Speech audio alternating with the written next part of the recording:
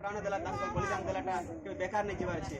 आम समस्ते जैसे कि गोटे सैनिक जैसे कि आम सीमार रहीकिना रक्षा करछे से भलिया चाषी मध्य देश के अन्न जगोचे। तो सब कही जवाहरलाल नेहरू जय जवान जय किसान। तो जवान मन के इटावा पड़वा जैसे कि से किसी पाठ साठ पढ़िकिना देशर लगी उन्नति करबे। एवं एति किसी कोई बेसी किसी तो नहीं कहना मुझे चाहिए कि वर्तमान बोलबम क्लब सभापति श्री कीराद्री माझी के अनुरोध करी से आज आसिकिना किसी गोटे वक्तव्य देवे।